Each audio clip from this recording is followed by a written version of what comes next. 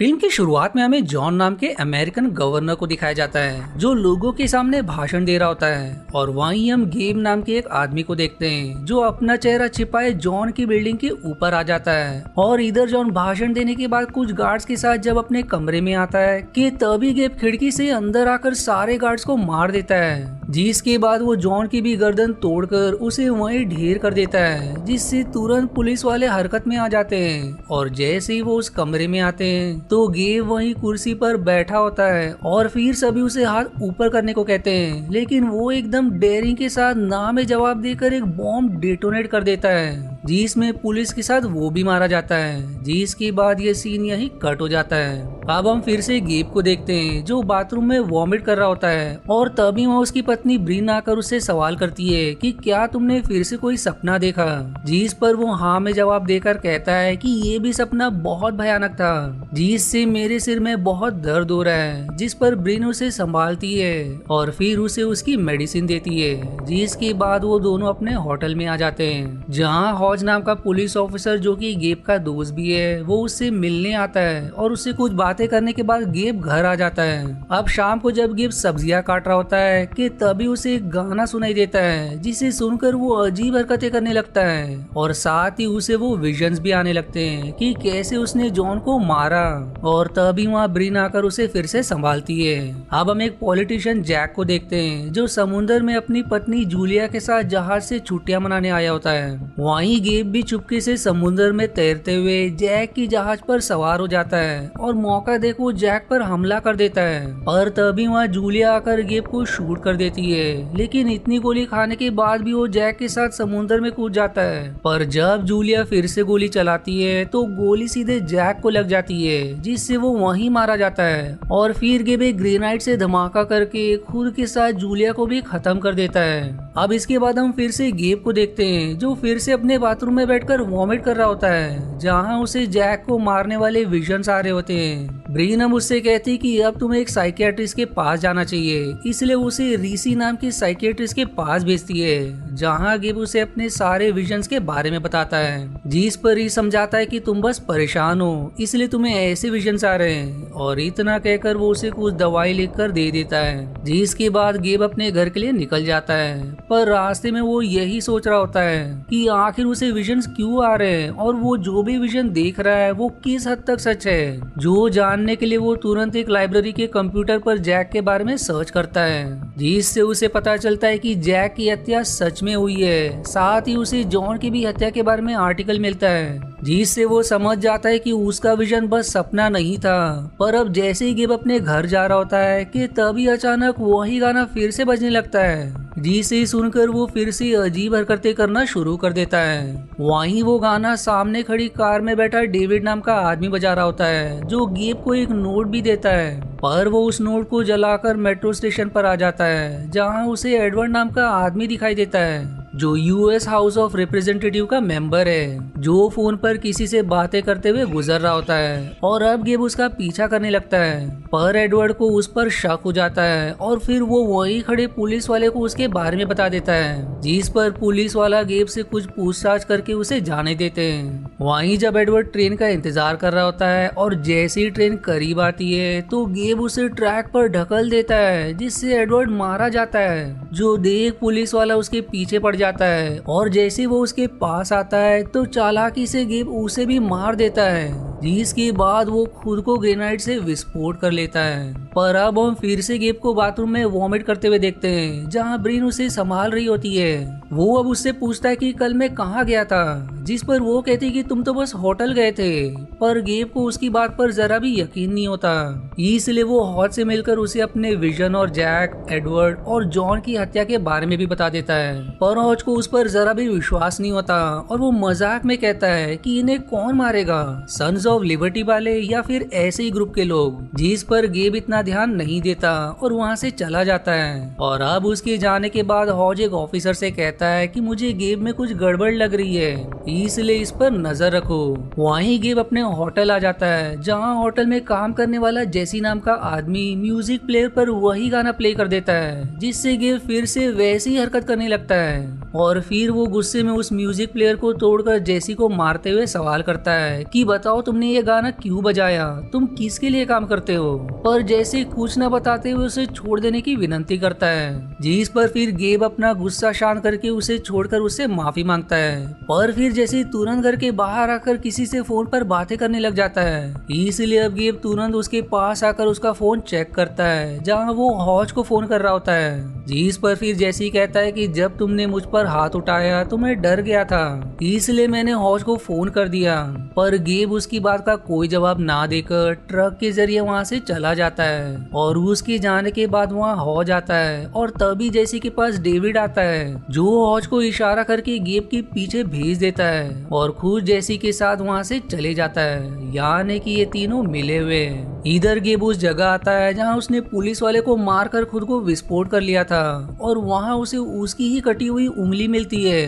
पर तभी वहाँ हॉज आकर उसे शूट करके मार देता है, जिसके बाद हम फिर से गेब को उसके बाथरूम में देखते हैं जहाँ वो फिर से इस विजन वाले सपने से परेशान होता है। इसलिए वो फिर से रीस से मिलकर उसे अपने विजन के बारे में बताकर कहता है कि मुझे अब विजन के अनुसार किसी की हत्या करने का मन कर रहा है। जिस पर रीस कहता है कि तुम बस डिप्रेशन में हो, इसलिए मैं तुम्हें और ज्यादा पावर की दवा देता हूँ। और जैसे ही वो दवा लेने दूसरे कमरे में जाता है, गे फिर चुपके से वहाँ रखे बॉक्स के अंदर से एक फाइल चुरा लेता है और उसे अपने ट्रक में लाकर देखने लगता है, जिसमें उसे रीस की पत्नी एलिजाबेथ की फोटो मिलती है जिसकी कार दुर्घटना में मृत्यु हो चुकी है और उसके शव को रीस उठाया होता है। साथ ही वहाँ एलिजाबेथ का डेथ सर्टिफिकेट भी होता है। जिसके बाद गेब अपने घर लौट आता है, पर तभी उसके फोन पर वही गाना बजने शुरू हो जाता है, जिससे वो फिर से अजीब हरकतें करते हुए अपने घर के बाहर आ जाता है जहाँ उसे डेविड दिखाई देता है जो उसे एक नोट देता है और गेब नोट के अनुसार एक लॉकर के पास आता है जहाँ अब उसे अगले टारगेट की फोटो मिलती है, इसलिए वो स्नाइपर लेकर अपने अगले टारगेट को मारने जाता है। पर दूसरी तरफ से हॉज भी पुलिस वालों के साथ गेब पर निशाना साधे होता है और जैसे ही वो उसे शूट करने ही वाले होते हैं कि गेब स्नाइपर लिए पुलिस वाले को ही शूट करके अपने ट्रक के जरिए वहां से भागने लगता है। हॉज भी कार लेकर उसके पीछे पड़ जाता है और उसकी ट्रक को टक्कर मारकर सीधे खाई में गिरा देता है, लेकिन गेब समय रहते ट्रक से निकलकर भाग जाता है और जब तालाब के पास आकर अपने घाव को साफ कर रहा होता है कि तभी उसे उसके शरीर से एक चिप मिलता है जिसे देखकर वो एकदम हैरान हो जाता है और तुरंत रीस के पास आता है जहाँ उसे उसके टेबल पर एक अंगूठी दिखाई देती है जिसमें सन्स ऑफ लिबर्टी लिखा होता है और तभी वहाँ रीस आ जाता है। गेब अब उसे गन पॉइंट पर लेकर सवाल करता है कि सन्स ऑफ लिबर्टी कौन है और तुम्हारा नाम भी रीस नहीं है, एंटन है, जो कि एलिजाबेथ के नाम के साथ लिखा था। मुझे सच बताओ वरना मैं तुम्हें मार दूंगा। जिसके बाद वो मजबूरी में रिवील करता है कि मैं एक सीक्रेट ऑर्गेनाइजेशन के लिए काम करता हूँ और मैं तुम्हें ही विजन को मिटाने के लिए दवा देता था। मैं दरअसल तुम्हें कोई नुकसान नहीं पहुँचाना चाहता। जो सुनकर गेब हैरान हो जाता है और तभी वहाँ हॉज भी अपने साथियों के साथ आ जाता है, इसलिए अब गेब रीस को बेहोश करके वहाँ से भाग जाता है।